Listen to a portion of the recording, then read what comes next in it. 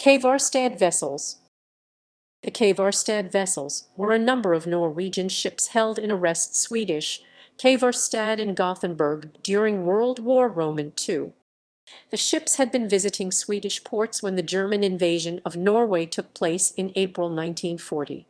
They were eventually claimed by Nortraship, which represented the Norwegian exile government and the British government, but also by the Germany-supported Quisling regime in Norway.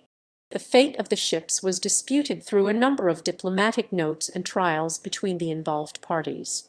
The disputed vessels originally numbered 42 ships, with a total of 170,000 ton DW.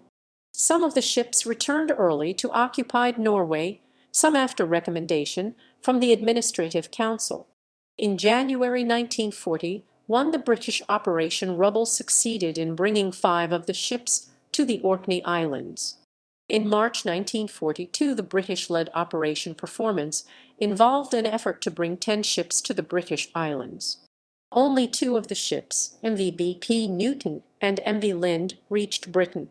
2 ships, MV Storsten and MV Rigmor, were sunk by German aircraft.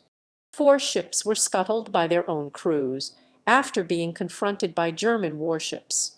These were MS Buccaneer, SS Skyter and SS Charent, and SS Gudvang. 2 ships, MV Dicto and SS Lionel, returned to Gothenburg. The total number of crew on the 10 involved ships was 471.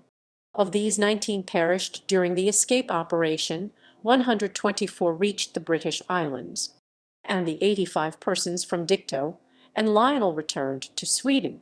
More than 200 from the ships were captured by the Germans.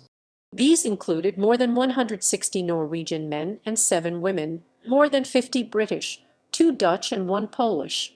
The captured sailors were brought to German prisons, first to the prisoner of war camp Marlag on Malag Nord near Bremen, where they were treated relatively well. The women were later released. While the British remained in the Malag camp, the Norwegian sailors were subject to war trials at the Sondergericht in Rendsburg and were eventually transferred to other prisons as Nacht und Nebel prisoners with much tougher conditions. Of these, 43 died during their imprisonment, while 125 survived.